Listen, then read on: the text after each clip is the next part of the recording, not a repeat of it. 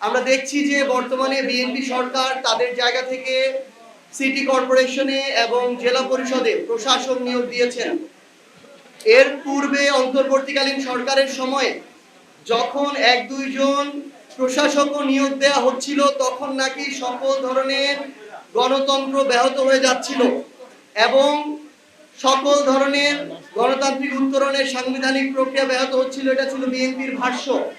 কিন্তু তারা নির্বাচিত হওয়ার পরে সেই গণতান্ত্রিক উত্তরণের নির্বাচনের প্রক্রিয়া না গিয়ে প্রশাসন নিয়োগের মাধ্যমে ক্ষমতা কুক্ষিগত করার যে প্রচেষ্টা দেখাচ্ছে, এটা হচ্ছে স্বৈরাচারের পথে হাঁটার একটা নীল নকশা, ক্ষমতাকে কুক্ষিগত করার একটা নীল নকশা এবং নিজের পছন্দের মানুষদেরকে পরবর্তীতে নির্বাচিত করার একটা ষড়যন্ত্র।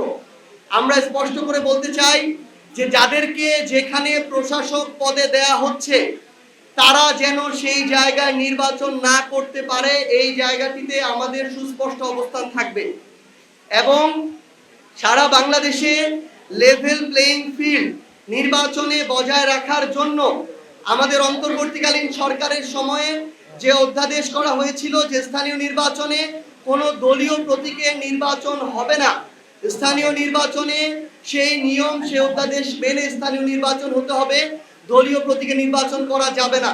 তাহলেই আমাদের জায়গা থেকে আমরা তুলনামূলক একটি লেভেল প্লেইং ফিল্ড ইলেকশনের দিকে আমরা ধীরে ধীরে যেতে পারবো বলে প্রত্যাশা করছি।